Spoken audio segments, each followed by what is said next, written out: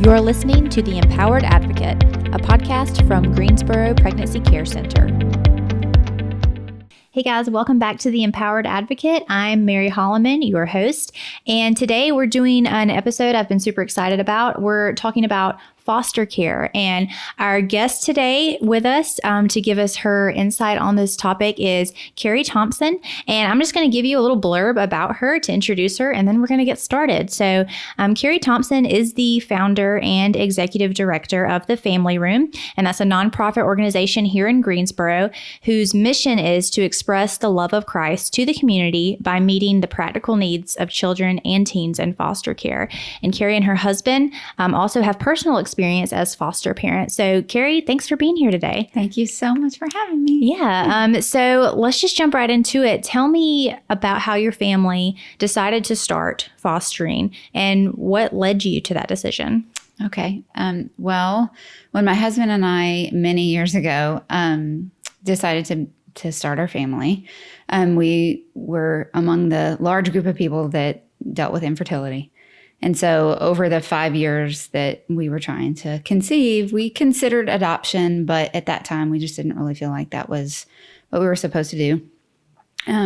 Eventually we did have our first daughter and immediately fell in love from the womb on. You know, we were just madly in love with her. And the experiences of becoming a parent, we realized that every child deserved to be valued and loved and just cherish the way that we loved this little person, you know, and we knew that there were millions of kids out there that never had it and would never be able to have that family and to be loved and valued that way. And so when we went to have our second child, same issue, 5 more years it took. And when she was 6 months old, we both just knew that our next child would come through adoption. We often joke in our marriage that if we agree on anything, it's God.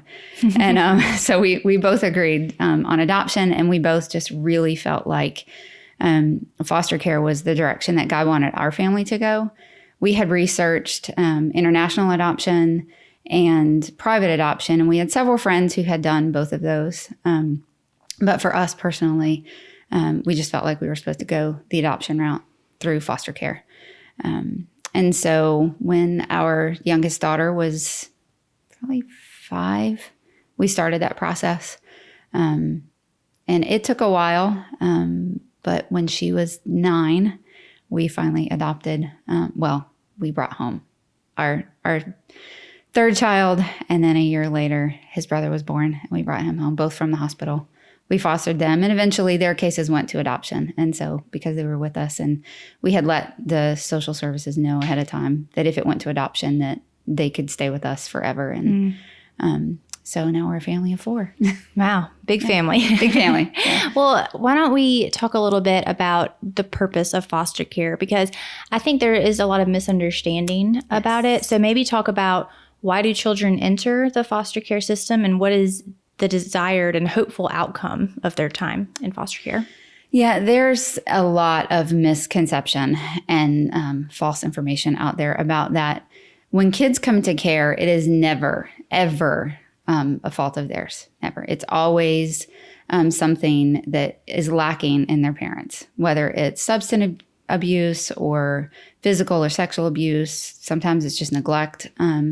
Most often it's just the biological or legal parents just don't have the means to care for the kids in the way that they should.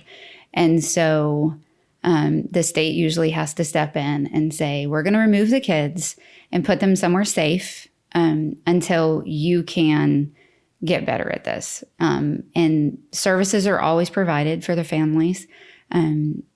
If they choose to participate in those services and get better at parenting, you know, if there are substance abuse issues, if there's homelessness, if there's, you know, they can't keep a job, or whatever the reasons are, if they choose to follow that plan and get the help that the state gives them, then the ultimate goal is that their family is reunified, that they get to be back together, and that the kids have been kept safe and loved and taken care of while their parents are getting together.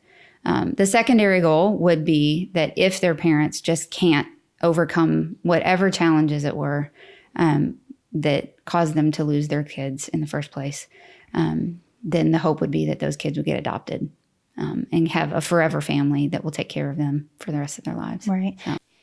So do you know the percentage of children who enter foster care who do get placed back with their biological families?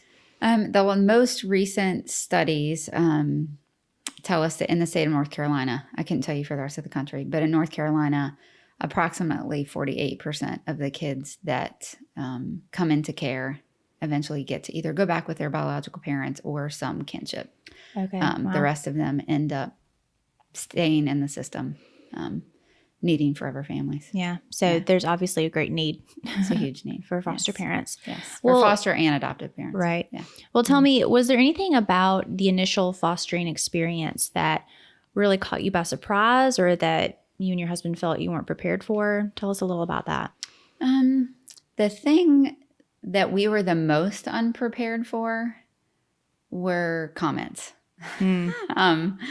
It really shocked us, the misconception that's out there about foster care, the negativity in the attitude of people. And most of it was well-intended, but just misinformed. Gotcha. People trying to talk us out of it. And some of the things that people would say that they thought they knew what they were talking about because they had a friend of a friend that had this happen to them, or and we were really just expecting everybody to be supportive and understand and want to help, and it really wasn't that way. We were really surprised. After a while, after a couple of years of it, our close friends, our church, our family, really helped come around. But overall, I think that was the thing that was the most surprising to us. Yeah, I think sometimes people just don't know what to say, but they feel like they must say something. Yes. And then all kinds of things start coming out of our mouths. Yeah. But what were some of what was most challenging, I guess, maybe within your home, when you started the fostering process? What were some challenges that you guys faced? The biggest one for us was fear of the unknown, not knowing the direction that this child's life was going to go, the direction that our family was going to go. Are they going to be here for a couple months? Are they going to be here tomorrow? Are they going to be here forever? And then, secondary to that is everything is out of your control. Like as foster parents, you have no control at all, none. So until they are adopted, nothing is in your control other than the way that you love them and care for them in your home. And that was quite a challenge. That was hard. Nobody likes to not have any control over anything. Yeah. And it just, you love these children and you want to care for them, and you have all these people telling you what you have to do, and not knowing what tomorrow's going to bring, the next court date, the next parental visit, but that really forced us to step up and trust God more than we ever had before. I'm sure, ever. Yeah. Well, tell me a little bit about, some people might want to foster, but be concerned if they already have children in the home about like how that would impact their children. And so you already had 2 daughters in the home when you started fostering. So maybe share a little bit about that. How did you prepare your daughters for that? How did they respond? Just how it affected your family? I think that our case was a little bit different in that we decided, again, when Erilyn was 6 months old, and so our oldest daughter was 6, that our next child will come through adoption. And we had planned to, when we went into foster care and adopting, to get a little boy.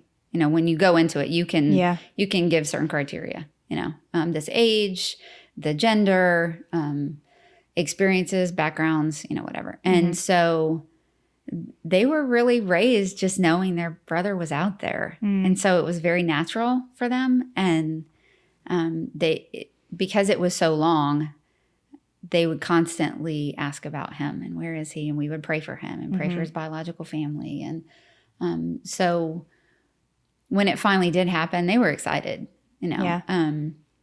It was difficult. We had a placement before the boys that we have now. And it was difficult for them when he ended up going to live with his biological father. Mm-hmm. But we were able to talk about it for so long with them and prepare them ahead of time.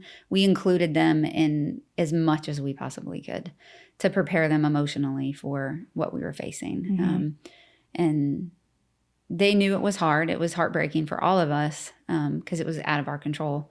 But at the end of the day, it worked out the way that it was supposed to, and they know that. Yeah. I asked one of my girls this morning. I said, "So, how do you feel like this impacted your life?" And she's like, "It hasn't. I have brothers, but, Right. This is her life. Yeah. I mean, it's where it is now. We have 4 kids, and we have the challenges of 4 kids and 4 siblings, and they fight, and they love each other, and they don't want to share, and Typical sibling stuff. Yes. I mean, parenting is challenging, and it did give opportunities to teach them things that we never would have been able to before. Right. Sacrificing for one another. Ultimately, it's things that they would have learned had I birthed 2 more children. Mm-hmm. The giving of yourselves and putting other people first. And, we just went about it a different direction. Right. Yeah. And I hear a common thread when I talk to people about this, even in some of our past podcast episodes that we did on adoption, but just the idea of just including, like you said, your children in the whole process and creating a culture where you talk about those things and you pray for those future siblings. That I think that's so powerful because I'm sure if you had just sprung the stuff, sprung all these new changes on your daughters, that would have been a different story. So, I like that, just keeping things open and including them. So you fostered and then eventually adopted both of your sons. So share about that journey and timeline, because I know it didn't happen at the same time. I know you mentioned your youngest son was a year later, right? So share about that, about how, you found out you would be able to adopt and then how the brother came along and everything. Yes. So we had, as I said before, we had a foster son before that we thought was going to go to adoption, and it ended up not. And a few months later, a social worker called us and said, "We have this baby. He was just born yesterday, and we would love for you guys, we've talked about it. The team has talked about it, and we would like for you guys to come and get him and foster him. We make no promises of anything." And they're really not supposed to. The plan is always supposed to be reunification with the biological family. And so my husband and I literally had 20 minutes to make a decision on whether we would, bring him home. And 3 days later, my husband was supposed to leave for Haiti. And we had been talking about whether we were going to change our plan and adopt internationally. And then this was presented to us, and so we very quickly, we talked about it and we prayed together, and we just went into it with the mindset that we're here to love this little boy, whether it's for, 2 weeks or 2 years or for the rest of his life. And we walked into that with a true sense of foster parents, non-adopted parents, and so the whole family, all 4 of us, went to the hospital and picked him up the next day. And it was beautiful. I mean, the girls just immediately fell in love with him. We all did. And, but we were able to pray for him and pray for his biological parents and walk through that process of the unknown. Not so much guarded, but with a different sense of how we would handle it if it didn't end up with adoption. Because we knew that everything is not in our hands, and God has a bigger plan. And we knew that this precious little baby just needed somebody to love him and take care of him until his biological mother either got help or the state determined that she wasn't going to be able to care for him. Right. And so a year later, a little bit more than a year later, 13 months exactly, almost to the day, we went to court and the TPR happened. And then the next day they called and said, his baby brother had been born. Oh, wow. You know, want to come? Did you know that a baby brother was, so that was a complete surprise. Yeah, that was a Oh big my goodness. surprise. Yes. But my husband had been preparing all of us. He had been saying the entire time, I believe that a sibling's coming. I believe a sibling's coming. And so we changed our license to 2. And of course, as soon as we did that, the phone call started coming of, we have this baby, we have this baby, we have this baby. And because there's such a need. Yeah. Oh, there's such a need. And at the time I was a stay-home mom, and newborns need to go to someone that can care for them until they're old enough to go into daycare. So stay-home moms get a lot of the calls, you know, of newborns. And every time we had to say no, because my husband he said, I just know a sibling's going to come. And if we fill our home, then we're going to have to say no. And so when the social worker called, she said, so your husband was right. That's how the conversation started. Wow. And I was like, he loves to hear that. And so that day we had planned to have a date night, and we spent it at the hospital holding that sweet baby. And a little over a year later, they were both legally adopted and Thompsons. Wow.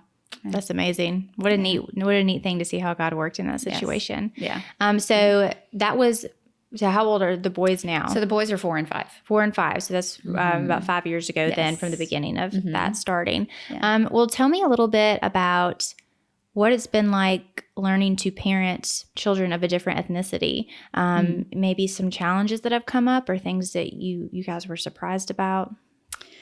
So in the home, it's no different at all. Like they're kids, you know. Everybody makes a big deal about their hair. It's really not that big of a deal. Like everybody always wants to make a big deal about their hair. Yeah. It's really not that big of a deal. Well, for anyone listening who's wondering, what is there different about the hair? What do you have to think about differently? I mean, so I have 4 kids and 4 different heads of hair. All of them, I have to care for all of their hair differently. Right. You know, my oldest, she has to wash her hair like every day. Every day. If she doesn't, you know, it's just evident she didn't wash her hair. Where, Right. you know, my other daughter has very dry hair and she can't wash her hair every day. And there's different products that she can use in her hair that her older sister can't use because Right. they have different. Well, then my sons are not white, but their hair, even though they are biologically from the same mother, their hair is very different. One, I have to use one product on one hair and one product on the other hair. You know, they're boys and I have girls. So that was a challenge in and of itself, you know. But in the home, other than finding the right product for their hair, you know. Yeah. That does seem to be something people get hung up on, though. They really get hung up on it. Interesting. Yes, they really get hung up on it. Yeah, and it's not, I mean, I had to find the right barber, but I'd have had to find a barber anyway because boys need a barber. Yeah. They just need a barber. Truth. We did the salon thing. That didn't work. We needed a barber. But in the home, not so much the challenges. Outside the home, the most shocking struggle for us was, and still is, the painful revelation of friends and family who would never want to admit that they're prejudiced or have racial tendencies, but the things that they say, the way that that they feel about people of color has come out in ways that we were really unprepared for. And it wasn't so difficult when the boys were babies because they didn't understand. But now that they're getting older, now we're having to make choices on people that, you know, if I can't change the way that you see this, I have to change the way I react to this. Yeah. And they're my children. And that's been very difficult. Seeing the world differently. Like I have a lot of friends that are people of color, a lot of people in my life that are people of color. And I had no idea how different the world looks to them until I had children who are people of color. And it's been very eye-opening and educational for us as a family. I'm sure. So what are maybe some ways you've learned how to respond graciously to some of those comments, but also in a way that protects, your family? Any ideas that you could give a listener for that? Yes. Prayer is huge in those situations. My whole life I've prayed that God would put a filter on my mouth. And, we all need that. we all need that. But I've definitely had to learn in those situations. I love to advocate and educate about adoption, and foster care and racial tension. That third one was never an issue for me because I really lived in a world where I thought that it really wasn't that big of a deal. Right. And so I would say for us, what has helped us is to try to remember that most of the time people's hearts are in the right place. Their intentions are good. They just really don't realize the sinfulness that is behind what they say. Yeah. There's a lot of sin in my life that until God reveals it to me, I don't realize that it's a sinful thing. Right. And I want someone to show that to me in a gracious and gentle way. Right. And so I try to do that. And it's my hope that other people are able to do that.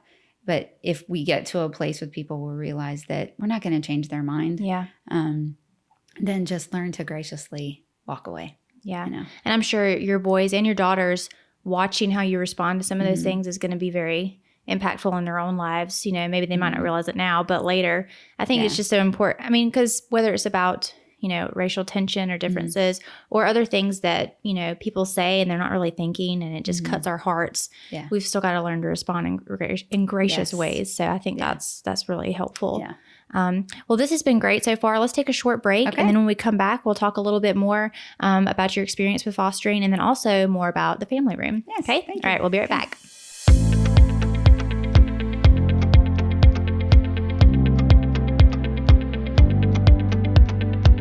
Welcome back to the Empowered Advocate podcast. I'm Mary Holloman, and we're talking today with Carrie Thompson. She and her family have experience with foster care and adoption, and she's also the executive director of the Family Room in Greensboro. So, Carrie, let's jump back into it. Is there anything else that your family experienced throughout the fostering process that maybe surprised you, in particular about people in your lives and their responses to y'all's decision? Yes. One of the painful challenges that we faced, particularly when our second son was born, from people that we knew and were close to, we knew their hearts when it came to advocating for pro-life issues and advocating for the unborn, people that we had walked alongside with for years and trying to make a difference in the world to just do away with abortion. The comments that they would make would just floor me. As a Christ follower, I believe that every person has value from the moment of conception, regardless of whether the person carrying them can care for them after they're born. And many of the kids in foster care, their birth mothers, they just cannot care for them. They know they're not going to be able to care for them after they're born. And the comments that we would get, standing in our kitchen, in our church foyer, from people that would profess to be pro-life, but they just wouldn't get it.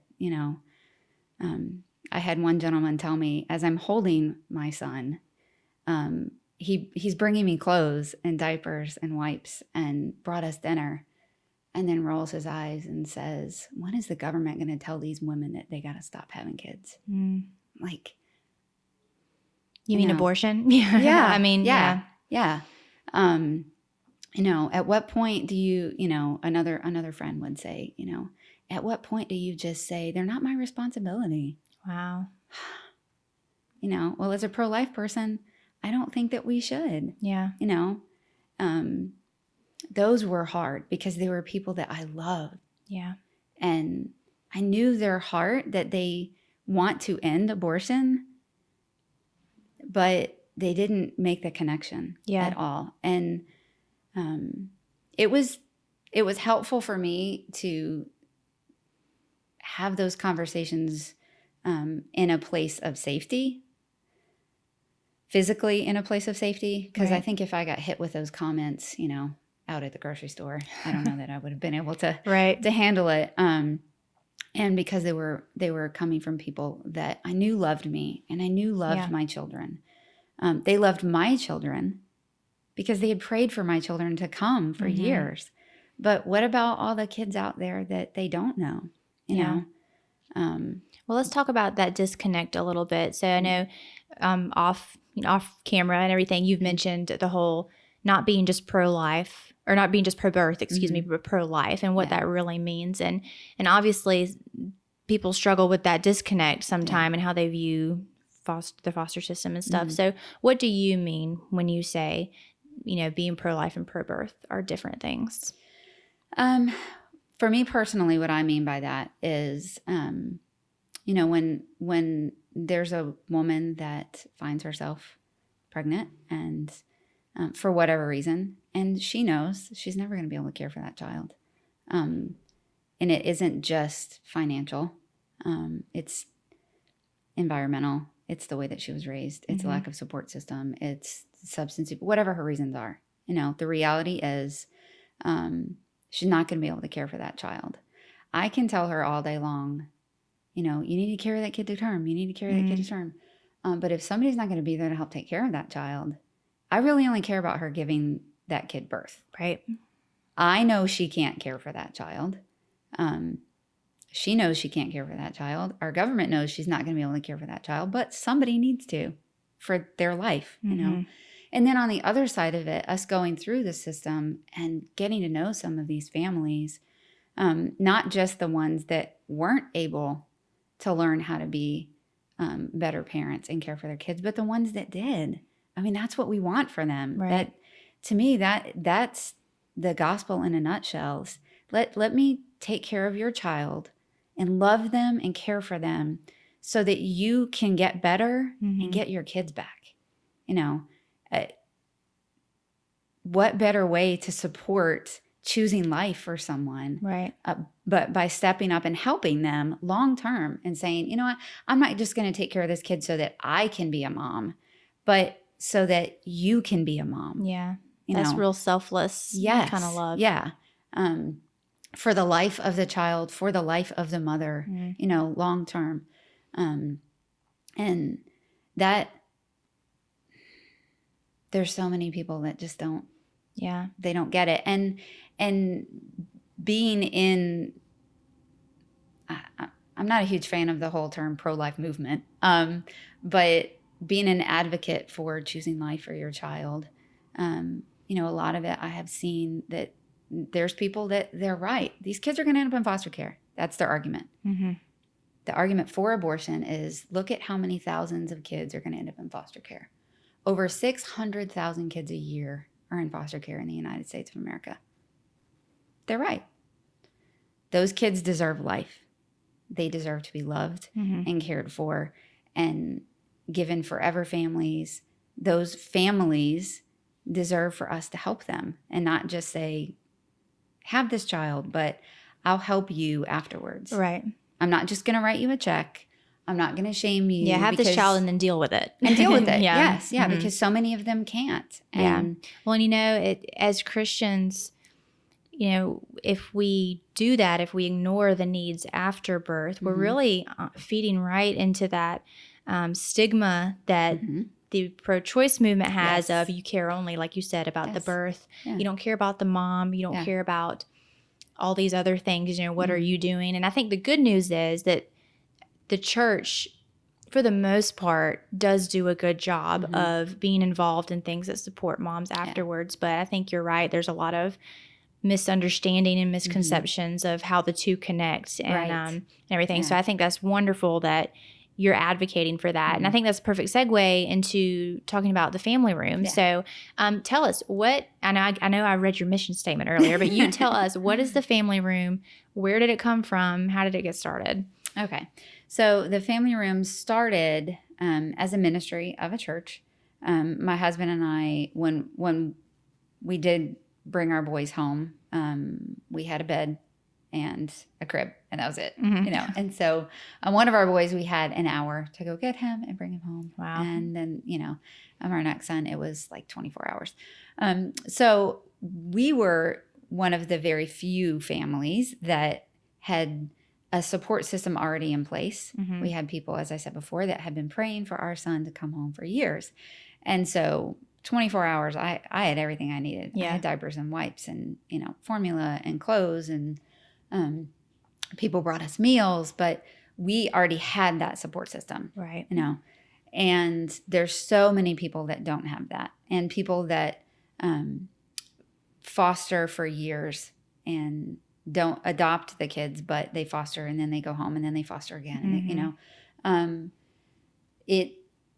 we realized that there was a huge need for practical things like clothes and shoes and furniture, and so many people that feel like the financial commitment that it takes to foster is pretty big. It is pretty big.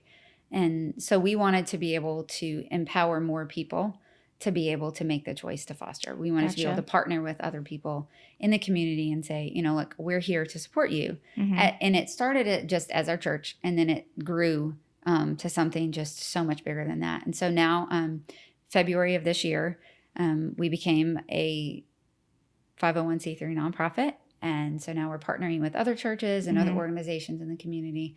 And so people donate, they make donations to us. And then any foster parent in any stage of the game, from I'm trying to get licensed, I need a bed and a dresser, because you have to have those two things before you can become a foster parent, even get your license. Through the process of fostering, I just got a placement. They came with nothing, can you help us? Also, to the other end of it, social workers will make appointments with us and bring biological parents in that they work their case plan and they've done really well and they're getting their kids back soon and they need help. We also help what's called kinship foster. So it's families who foster their family members.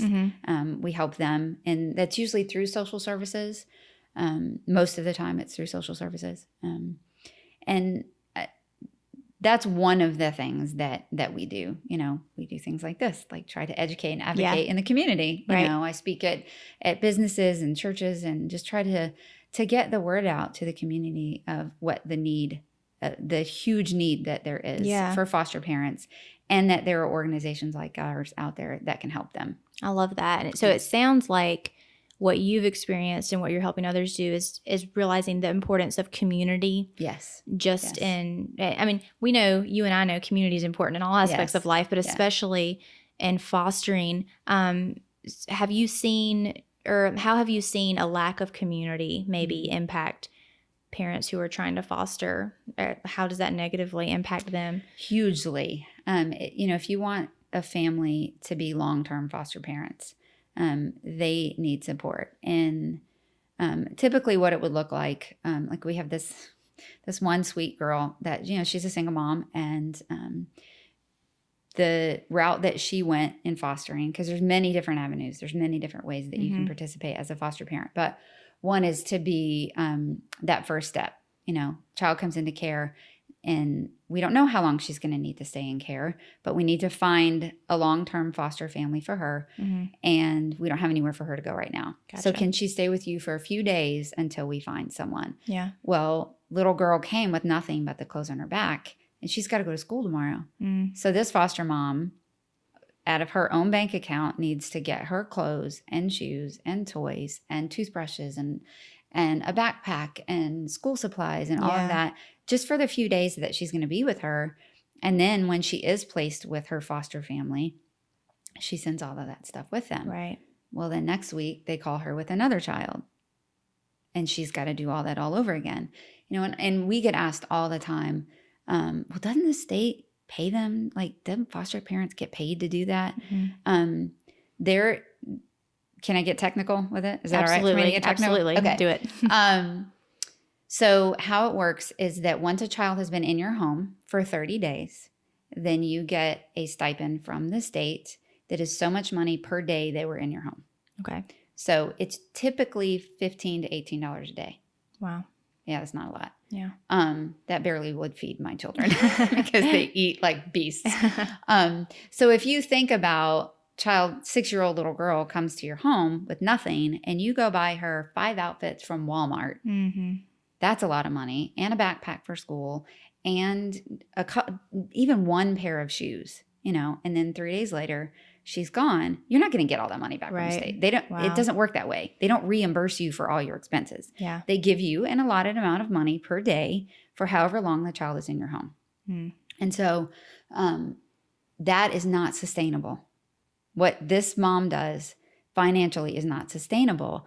And she wants to be able to do this for years, to care for these kids until they can go to a long-term foster home. Right. So she can come to us and get all of that stuff free of charge. We take donations in from the community and then we give them all away free of charge to anyone who's fostering. And then a week later, she can come back with her new foster kids and get everything that they need. Right. And then send it with them to their foster family, Yeah, I love that. And what a encouragement for foster parents to continue doing what they're doing. Yes. Whereas before it would probably be discouraging. Yeah. And we have a lot of families that do long-term foster care, and how it helps them, how this aspect of what the family room does helps them. Our hope is that it would offset the costs, so that they can use the financial support that they get from the state to give the kids a normal life. Like I take my kids to the zoo and we go to the science center and they just had swim lessons. Well, all that stuff costs money. Yeah. A lot of money. It's not cheap. And so if we can provide them with clothes and shoes and school supplies and, toys and furniture, diapers, so that they can use the funds that they are given to do other normal family things, that would make it long-term. That would make it sustainable for them. I love that. Yeah. Just meeting practical needs. I mean, that's where it's at. Yeah. Well, let's take a short break. And then when we come back, we'll do a few more questions and we'll wrap up. Awesome. Right? Thank you. All right.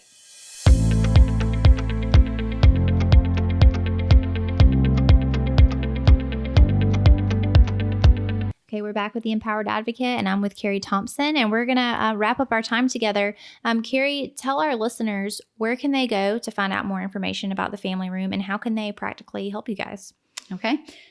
We have a website. It's familyroomtriad.com, and they can also email me at familyroomtriad@gmail.com. And we're on Facebook and Instagram. So they can see there the different things that we offer for families, ways that they can be involved. One is obviously donate financially. We're a nonprofit, nothing's free. Yeah. And they can donate items. We're open. We have open hours every Saturday from 10 to 1. So anybody, donors or foster families, can just stop by. They can email me and I can get them set up with a time for them to bring donations by if Saturdays just absolutely don't work for them. Right. And then another huge way that they can get involved is volunteer. We always need volunteers. Our donations come in weekly. They have to be sorted through and processed and put in an organized way so that when our families come in, they know where to find it. Right. I often say we're kind of like a consignment store, but foster families don't have to pay for anything. Gotcha. So we try to keep it set up in a very organized way. And we always need volunteers to do that. In February, we started our regular open hours on Saturdays. This next January, our goal is to have a weeknight where we're open one weeknight plus a Saturday morning. And so we're building our volunteer base now for that, so that in January we can be open for Tuesday nights. Gotcha. I know we need help with fundraising because there are bills to pay, but we also, most of our items are gently used, but we provide new diapers, obviously new diapers and wipes, toothbrushes and toothpaste for kids that come into care, new underwear and socks. Okay. And so we're always in need of those items. And Like when I leave here today, I will go to Walmart and fill my shopping cart because we just had a fundraiser and we raised almost $1,000. So I'm going to go spend all of that Awesome. on Batman underwear and, Right. Yeah. Well, great. Well, and for those of you listening, we'll put in the show notes the links where you can go to these things and also Carrie's email so that they can find you guys. And well, speak to the listener who wants to be a foster parent and wants to get started. Practically, what are the first steps? What do they need to do? Who do they need to contact? What do they need to fill out? Okay. Yeah. Practically, you can call your county social services if you want to go that route, or there are many private agencies that you can contact. Children's Home Society is an amazing one here in Greensboro. Another one that we work very closely with is 7 Homes. They're a wonderful organization. They're very supportive of their families. There's many private agencies. If you Google it, a bunch of them will come up. But those are the top 2 in this area that we just have worked with. For those that don't want to just go directly with social services. But any of them can get you started right away. Often each one of those organizations throughout the year will have just information meetings. Like if you just want to go and listen and you don't want to commit to anything, you can check out 7 Homes Facebook page and website, Children's Home Society Facebook page and website, and then also social services. And you just go and sit and listen to them explain it to you. It's not a hard process to get licensed. So many people, that's a misconception that people have, is that, they put you through the ringer and they drag you through the mud. And we really didn't feel like that. It took a while, but the reality is you're caring for somebody else's child until if you adopt them, and they should make sure that you're someone that's trustworthy and that is going to be able to handle it, and a lot of the kids that come into care, they've been through massive trauma and they need people that, even if you don't have the skill set now to handle that trauma and help them, they need to know that you're going to get help and get the skill set to do that. And so a lot of these agencies will walk alongside the foster parents and help them. And help them to do that. That's good. That's helpful. Well, lastly, as we end our time together, speak to the person again who wants to foster and who is a believer in Christ. So from everything you've talked about, it sounds like fostering is very hard. And, you've talked about the importance of community, and I love that, how you guys are providing that support. What encouragement can you give a Christian who wants to foster but is maybe anxious about it being difficult and not sure if they could handle it? What would you say to them? I firmly believe that orphans are extremely important to our Heavenly Father. In the Old Testament, it was His law. He was very specific in how His people were to care for the fatherless. He gave great details. Those details then were cultural. I don't know about you, but I don't have a farm. I don't have a field of grain. I don't have grapes in my backyard. But His heart for caring for the fatherless, the orphan, the needy, didn't change when Jesus came. Yes, we're under grace and we're no longer under the law, but He still says that if we're a Christ follower, we're supposed to be taking care of those who cannot take care of themselves. And there's many different ways to do that. There are some people that they just cannot foster. Whether it's the stage of life that they're in, their spouse is just absolutely not on board until they are. Don't. Just don't. There are so many other ways that you can help. And that's one of the things with the family room is that we found as we were going through the process that there were a lot of people that they truly believe it's God's heart to care for children whose parents can't care for them, but they couldn't foster and they couldn't adopt, or at the time they felt that they couldn't. There's a big difference in those two. And I'll speak to that. But there are other ways that they can help. And at the family room, we believe that supporting foster parents is orphan care because it is hard.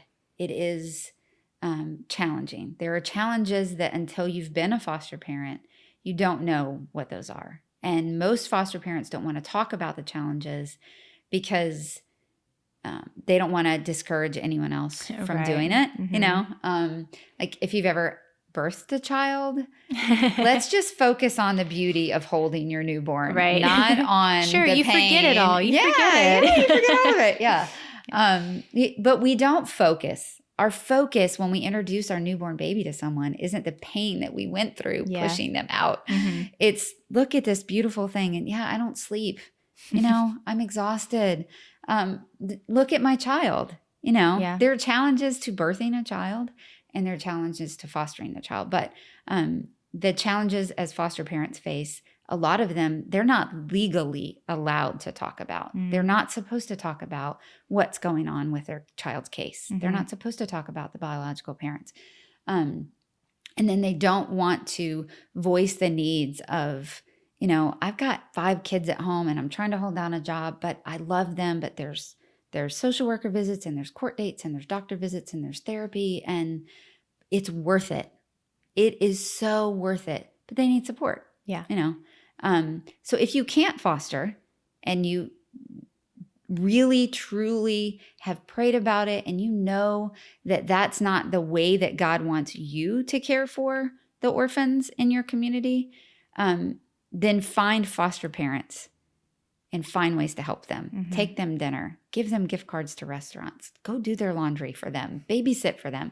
I mean, that's a huge goal of ours at the Family Room is to be able to eventually provide free childcare. Any family that walks through our door, they will tell you right away that would be way more effective for them in helping them self-care so that they can care for the children if they could just get someone to watch their kids so that they could have a date night or they could do their laundry before midnight or, you know, I'm supporting them. But I believe personally through getting to know God and his word and who he is, that we're all called in some capacity to care for children in foster care. It's like opening your field in the Old Testament.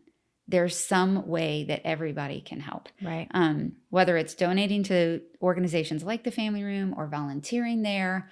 You know, I mean, we have volunteers that our families will never see them. Yeah. You know, we have ladies that are there every Friday morning sorting through those clothes and cleaning toys and wiping down high chairs and organizing things, making it ready for those foster families to come in there. They are making a difference. They are. They're not at places where they can foster, but they're making a difference and helping those that are at a place where they can foster. Right. But then there are people that you can foster. You can do it. Don't be scared. You can do it. It's hard and there are challenges. But there is community help out there. And just like giving birth, it's worth the pain. Right. It's worth the struggles. It's worth the challenges. You know, Jesus took the cross for us. He made a way to connect us with the Father. And what better way for us as Christ followers to love on his children and respond to the grace that he's given us. Exactly. By giving that grace and joy and unconditional love to his children. Yeah, I love that. It's so well said. And I think that's a great place to wrap up. For those of you listening, I hope you've been encouraged and challenged by this episode. And just a reminder, just like Carrie said, you know, Christ died for your sins so that you could have a restored relationship with God. And for those of us who believe we've been adopted into the family of God. And so what a great way to demonstrate that to others, to the world, than by fostering and being open to adopting those children who are in need of a forever home. So, Carrie, thank you so much for your time today. I know this will bless our listeners. And those of you listening, check out the links that are provided on this episode. You can get in touch with Carrie that way. And I'll also list the links of the different ways you can take your first steps towards fostering. So if you haven't already, subscribe so that you won't miss any new episodes. And we'll see you next time. Thanks. Thank you.